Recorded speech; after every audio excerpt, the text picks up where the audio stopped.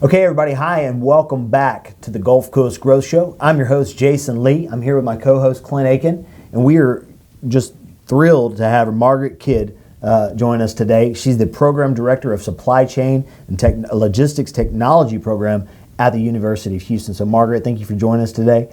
Well, thank y'all so much for including me. Yeah, and so we're going to talk about supply chain, and this was a show I was excited to. Not that I'm not excited about all of our shows, but I think one of the things that I've been hearing about, that we've been talking about, is this supply chain issue, and then also the impact it's having from nightmare, right? From then its impact to inflation. I mean, there's just for the longest time we've been kind of shouting over here at the show and through the Economic Alliance, hey, we got to pay attention to supply chain. Hey, we got to pay attention to the port.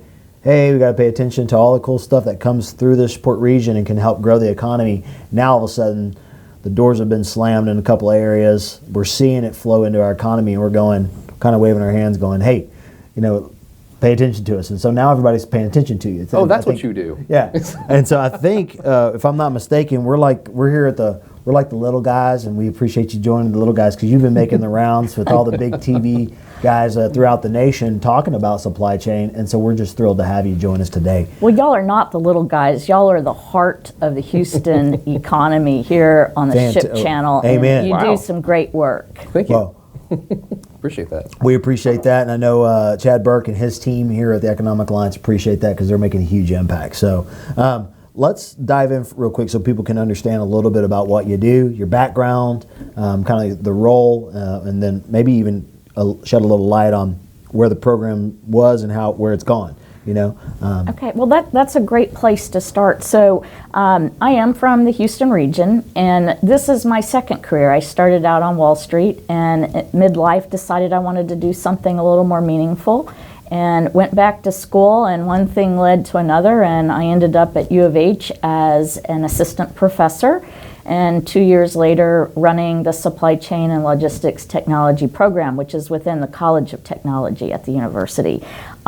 It's been a really interesting ride. The last 2 years have certainly been exciting for myself and my students. It's like we're living history. It's a living laboratory with this container-geddon and global supply chain disruption. I love that word, container-geddon. I do too. I mean, have you coined that already? That's not, I don't know where that word came from, and I wouldn't call Houston suffering container-geddon. I would refer more to the West Coast ports. Houston's done a fabulous job, and we have so many stakeholders that work so closely together in a very, really healthy manner. Fantastic. Yep. And then I think in the last 5 years you've taken kind of over that role and championed that role. One thing that we've seen is this kind of importance and significance of the need for jobs, opportunities, everything related to the supply chain world. Tell us a little bit about that. Well, you're spot on. I mean, every company has a supply chain. Whether you're a chain of restaurants or you're a refinery or you're an engineering firm, you need the supply chain and logistics functions. And so our program trains students to enter that sector. And here in Houston, we are ground zero for the capital projects, the engineering firms that build these big global infrastructure projects. Our best students tend to end up with some of those companies like Bechtel or KBR or Worley. Our students work in all sectors. Okay, so while oil and gas is big, our students work in healthcare. They do work in oil and gas. They work in the engineering sector. They may even work for a government agency. So there's a world of opportunities for these folks. And the students that have more than one language have some really unique opportunities for overseas assignments. And I really encourage my students to raise their hand when they are presented one of these type positions. That's really cool. I mean, so when you think about it, and we're always talking about how we can steer our youth into new career paths and opportunities that maybe aren't as sexy as the thing that they think they're going to do. A lot of kids I know think everyone's going to become a video game creator, and yet then I think, well, how cool would it be to drive one of these big giant ships? Like that'd be awesome, you know. Fantastic, and it pays well. And right. And you know, I tell my students right now, I mean, one of the largest capital projects in the world is this NEOM, which is a $500 billion smart city being developed in Saudi Arabia. And some of our firms here in Houston are, you know, on that contract, and they're hiring people. Record wages that they're offering new grads. Right. Wow. So it's exciting times. Yeah. And then, you know, think about what Exxon's doing down in Guyana. That also ties back to Houston, to the engineering firms, to the oil and gas ecosystem. You know, the jobs are there, and I would encourage people that are trying to decide a major to consider supply chain. Wow, that's phenomenal. Yeah. You're making me want to go back to school. So now we know that there's been a lot of talk, and you were talking about container getting, and kind of some of the behaviors that some of the consumer, like what's really pushing and creating this challenge? Because I know everyone's been scratching their head, and you'll hear on the news, but it's very high level. So there's just kind of this, and then there's all this going on, but there's really an underbelly that's been more of an issue that we've probably been talking about for a long time over in this neck of the woods. But that's not just, you know, the pandemic.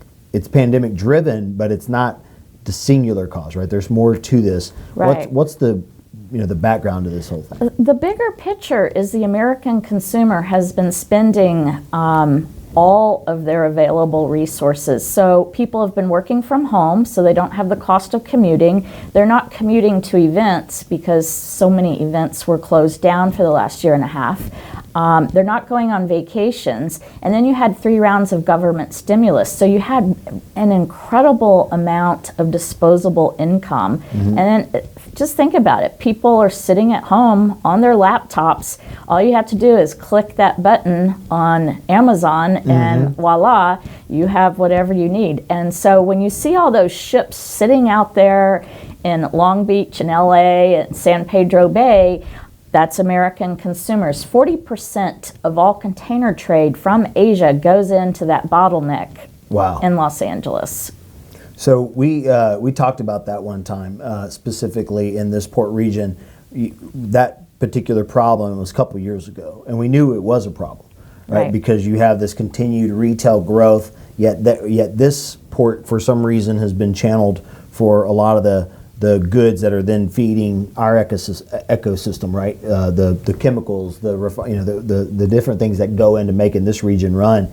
Yet we were talking about building a lot of infrastructure to help get retail goods, from Texas out into the rest of the world. Because in the past, the belief system was LA was the only way to go. Well, now we're kind of learning a different story. Tell us a little bit about what the story looks like now. Well, we saw over the last 10 years some slippage of container trade to Texas Gulf Coast ports and Southeast Atlantic ports.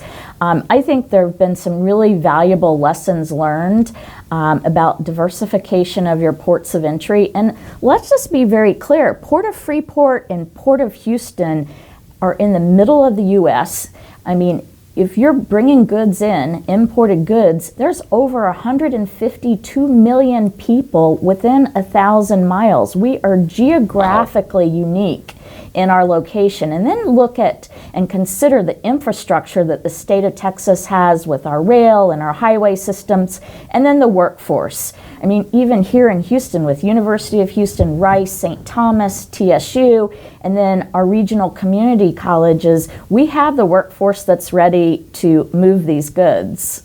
Nice. Wow. And TxDOT's getting behind it too. I mean, they're expanding major arteries throughout Houston just constantly. So, I mean, we're seeing a lot of that too. So true, and I think this new infrastructure bill that President Biden signed will have a positive impact on the state of Texas. Great. That's awesome, because I know there was a lot of questions around that, and that was one of those. You jumped out there. I had that written down to bring up, and now you already answered that question, so that's great. What about additional needs? Like, for example, what do you think we could grow from it says digital infrastructure as far as our port systems are concerned. Talk to us a little bit about that, like the future of what we need. Yeah, well, regrettably, the U.S. port system is decades behind European ports and Asian ports. We need that digital footprint. We need that connectivity. We need automation. But at the same time, we need to think about how we preserve jobs and train those that are currently working in a physical environment versus a digital environment so that it's not a painful transition. So one of the systems that all of the European ports have is something called a port community system. And it's an IT platform that connects all the stakeholders, the ships, the truckers, the rail, the port authorities, customs compliance. I know that Port of LA has some sort of pilot they were trying, and I'm hoping money from this infrastructure bill will be used to move American port systems into a digital future. Because the world is changing quickly. We're moving towards Industry 4.0, and those that can't make the leap are going to get left behind, and we certainly don't want to get left behind. So I know at the Gulf Coast Industry Forum we had just a few months ago, Captain Bill Dill was there, and that's one of the things he was addressing too, is talking about, and I know we've had Captain Bill on our show before, and he showed us some of the stuff that he's been able to implement, and I know he's got a lot more that he wants to bring to the table, and I think it's in line with what you're saying. So we're hearing that sentiment from, people involved with the government at the government level. So, well, we would love for Captain Deal to sit down with us. I mean, my faculty and I, this is an arena we're working in, and I think, that could be an interesting collaboration to move Texas Gulf Coast ports forward in a digital future. I mean, I'm already reading about Port of Corpus Christi implementing a program. Back in October, they signed a memorandum of understanding with the Autonomy Institute in Austin. That's a group that we're having conversations with currently. And I think, the next couple of years, some really great things are going to happen as far as moving what we're doing here to a more digital footprint. Right. Fantastic. And I like what you guys are doing. It's so funny because people, when they see university, right, they think, oh, you just teach kids. No, y'all make huge impacts in community and into the technology and into helping to bring things to the next level where they need to be. Yeah, I think that's one of those areas where people think, oh yes, you work at a university, you're a teacher. Well, yeah, that's part of my role, but universities are economic development engines, and we partner with economic development agencies, and we partner with industry to solve regional issues. So the instruction part is just one component. Right. Yeah, absolutely. It's a two-way street. If you're not involved with the region and the stakeholders, then you don't get the support that you need to provide the education that they need for the students that they need, and vice versa. If you're not communicating what you're working on to them, so it's almost like you guys have to be in a constant communication and working in those. And I think that's a great way to talk about the value of organizations like ours, because for our audience, if you're not actively involved, I would always encourage you, if you're running a company or you're running an organization or you're thinking about starting a company, get your footprint and don't just, sign the check and send your business development person down to an organization like this. Step your foot into it and understand that playing a role is going to impact the future of your business.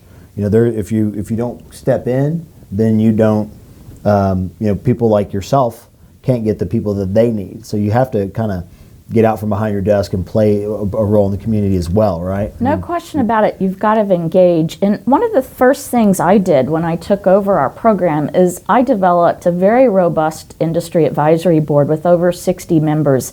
And so we get feedback from our industry partners as far as curriculum and for opportunities for our students, jobs, internships.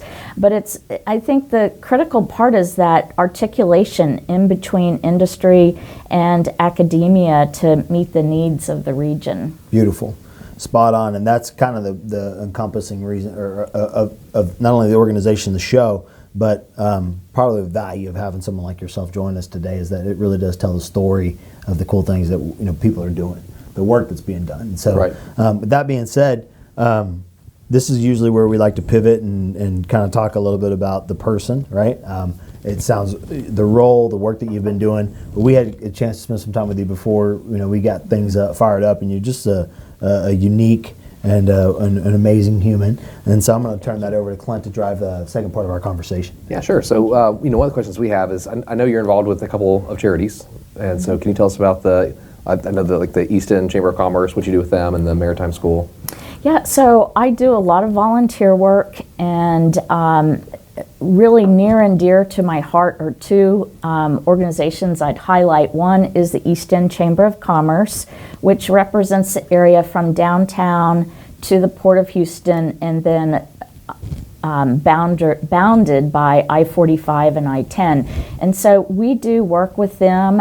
We do an education symposium every year and a Port Houston appreciation event, and then a global economy local effect symposium. And I just love all the folks involved with the East End Chamber. And if you think about the history of Houston and where our city center was at the founding, it was in the East End. So I feel like we're really giving back. The University of Houston is just across the freeway from the Houston East End. So there's that connection also. I also am involved, I'm on the advisory board for the Houston Maritime Center, which has an education mission and lots of cool things happening there. They're in the process of doing a big capital campaign for a new museum, which will be actually in the East End in that new development where KBR used to be located. Okay. Nice. Very That's cool. awesome.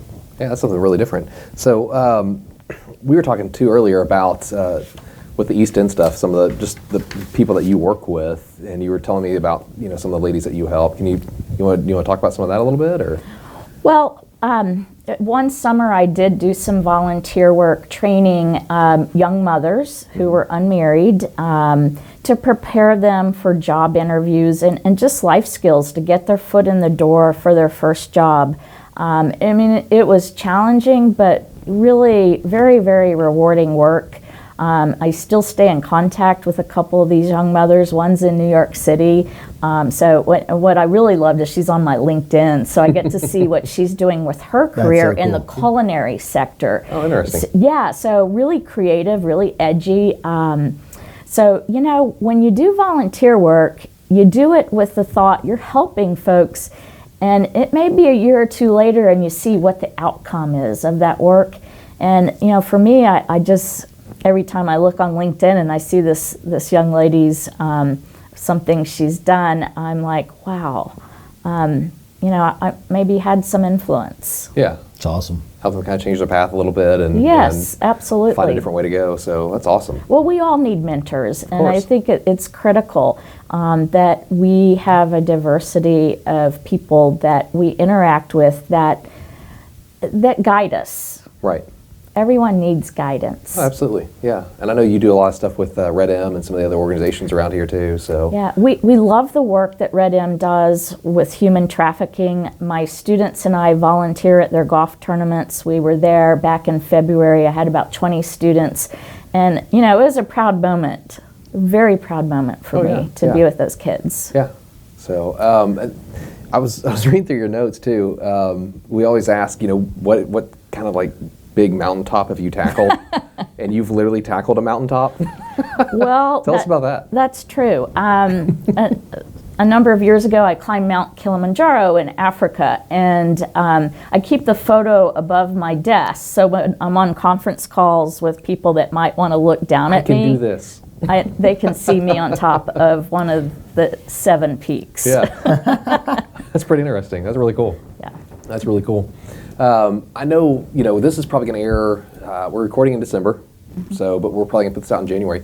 Are there anything that are coming up with U of H that people might want to know about or get involved with?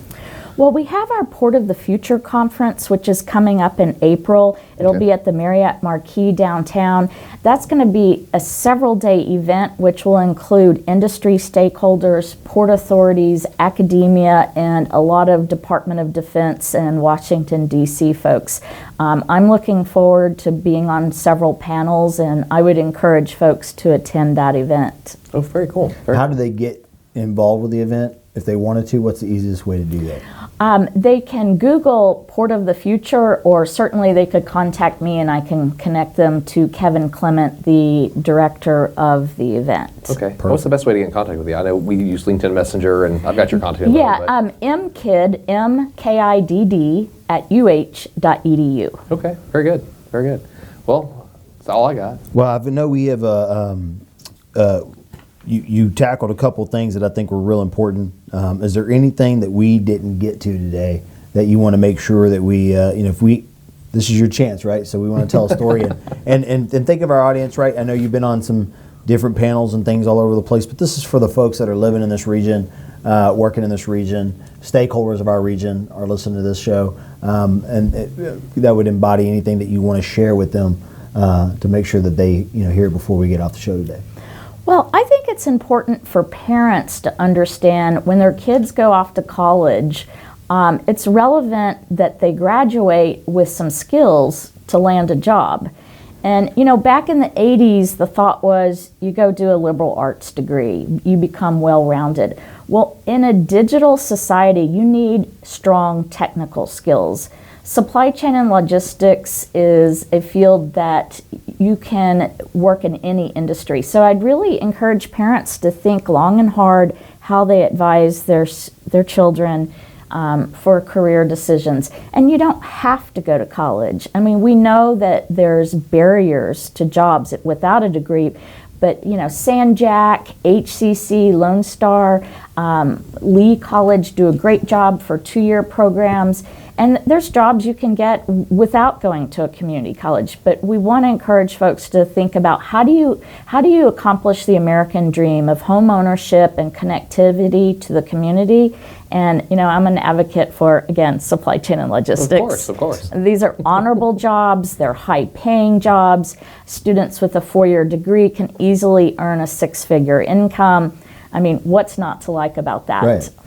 I love it. That was a great plug and something that I would highly recommend. We're always encouraging our audience and those to stay tuned to that. And from an education perspective, not to shy away from the things. I always tell, especially now when I'm talking to these younger kids, I grew up in this region and was so quick to want to get out of here and did that. And then in hindsight, I'm looking back at it, I've got friends of mine now that have been working behind the gates for the last 20 years because I'm getting old. And just and I look at that and say to myself, okay, these guys are probably 10 years away from retirement, and I'm still plugging away, going to have to go a little longer than 10. So and I think, man, what would have been differently, but it didn't sound super sexy to go run into a plant or to go drive a big ship or to put some work boots on. But the reality is those are phenomenal jobs, and the more I'm seeing it, construction, industrial. They're wonderful humans, wonderful jobs, wonderful people, great career paths. So incredible. We need to look at what our region has to offer, and I mean, there's so many opportunities. And I did the same thing. I wanted to get out of here as quick as possible. But you know what? I came back, and I'm so glad I did. I love it. I love Texas. From Wall Street to the port. We love it. Great things are happening here in Texas. Amen. Right.